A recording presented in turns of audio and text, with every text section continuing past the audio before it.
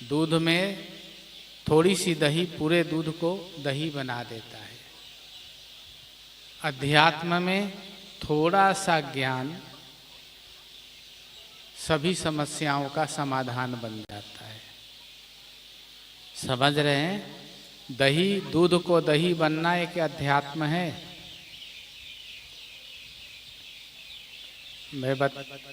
आप लोग के पास समय है ना? मैं दही जमाने में एक्सपर्ट हूँ। हाँ, रोज दही जमाते थे हम। अब ज़्यादा गर्मी का दिन होता है, उसमें दही कई बार ना थोड़ा पतला, हाँ पतला बन जाता है। जमता तो है, पानी आ जाता है उसमें। तो बाबा 2-3 दिन से पूछ रहे थे हमें, बच्चा दही जमा रहा है? हमने कहा जी सरकार। दही जम रहा है बढ़िया? जी सरकार। अब हुआ क्या, दही तो बढ़िया जम रही थी। जब से बाबा बोले तब से गर्मी भी बहुत तेज थी, अब दही ठीक से जमे नहीं।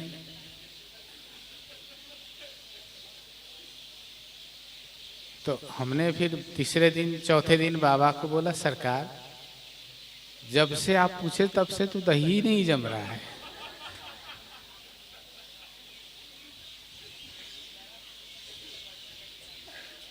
समझ रहे हैं?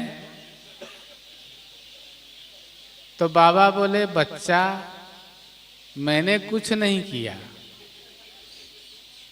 तुम्हारे अहंकार ने ऐसा किया है। क्योंकि 3-4 दिन पहले ही हम महात्माओं को ऐसे ही हमने बोला, हमसे बढ़िया कोई दही नहीं जमा सकता।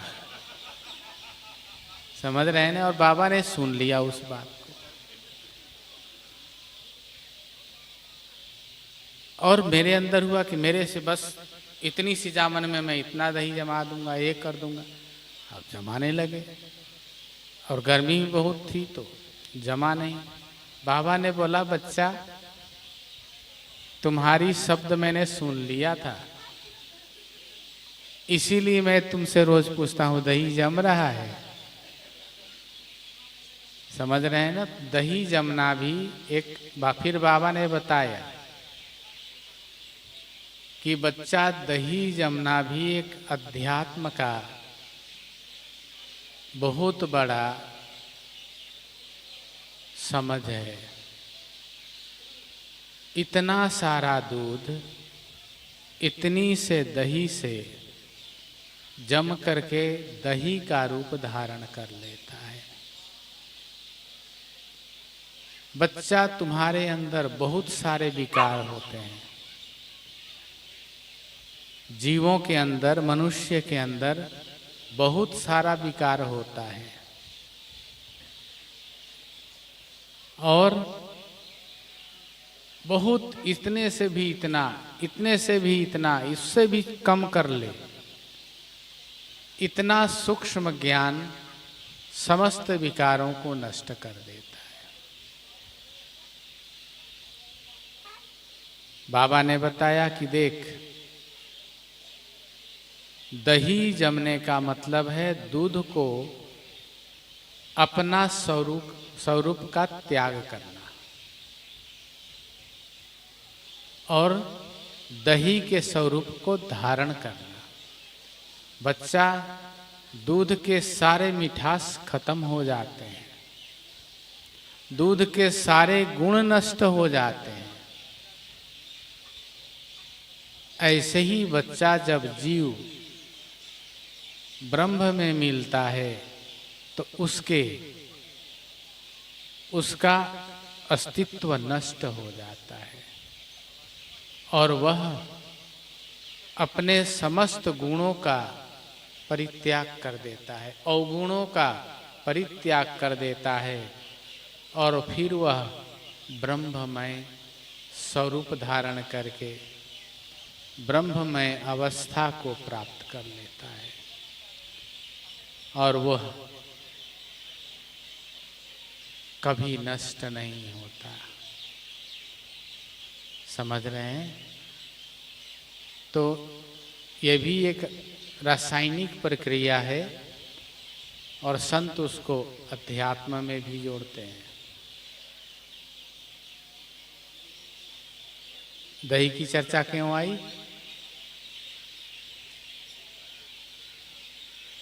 कहाँ से आई थी अभी सत्संग में? लगता है अब आप लोगों का मन नहीं लग रहा है सुनने में।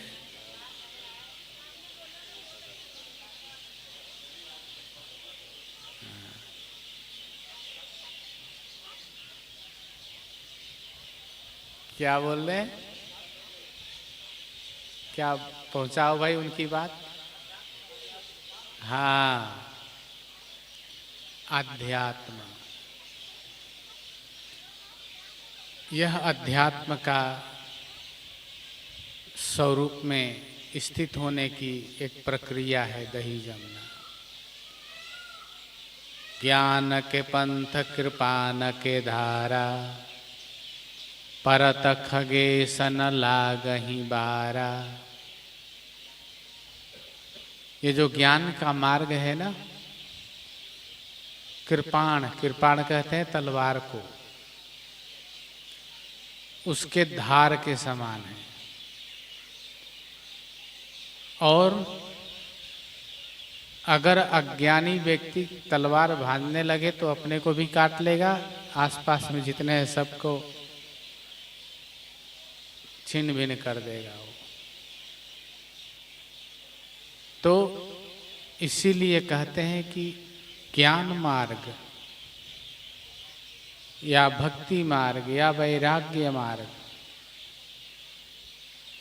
बहुत से स्वयंभू ज्ञानी बन जाते हैं, बहुत से स्वयंभू भक्त बन गए,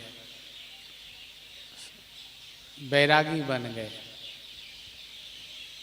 और जो उनके पास था उसको भी नाश कर देते हैं, सब खत्म कर लेते हैं। इसीलिए ये गोस्वामी जी ने कहा कि ये कृपाण की धारा की तरह है। बाबा ने हमें बताया कि बच्चा, यह मार्ग बहुत ही आनंदमय है, सुखमय है, चिन्मय है,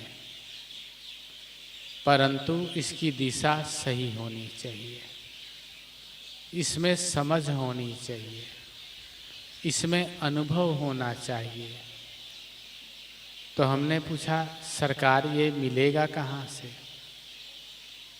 आएगा कहाँ से? तो बाबा ने कहा, हम हैं ना, हमारा स्मरण करोगे, हर समय हर स्थान में मैं उपलब्ध हो जाऊंगा।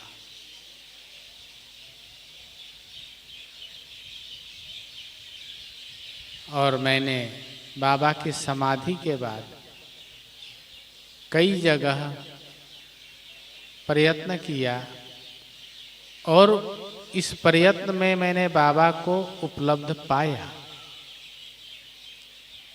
अनेक रूप रूपाय विष्णवे प्रभु विष्णवे। बाबा का एक स्वरूप नहीं है, उनके अनेक स्वरूप हैं। और वो किस रूप में आपके पास आएंगे और आपका समाधान कर देंगे, अगर आप साधक हैं,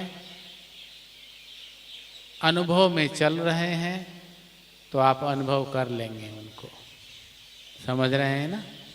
अगर अनुभव में नहीं है और साधक हैं तो देर से अनुभव में आएंगे।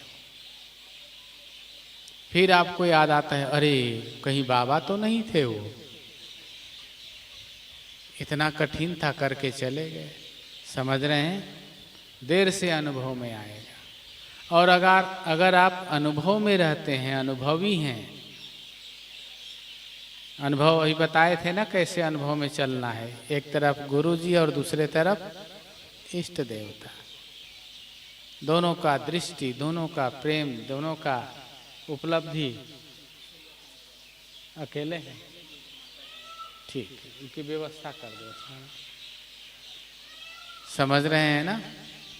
तो उस जब अनुभव में लेके चलेंगे तब आप तुरंत अनुभव कर लेंगे। थोड़ी देर लगेगा, क्योंकि मनुष्य साधक हो तो उसके अंदर अहंकार भी होता है। कई बार वो बोल देते हैं नहीं नहीं कोई ज़रूरत नहीं है, ठीक है हो जाएगा हो जाएगा, लेकिन होना नहीं होता, कोई आके ठीक कर जाता है उसको। तो वो इष्ट देवता गुरु महाराज जी आपके साथ किसी न किसी स्वरूप में आ जाते हैं।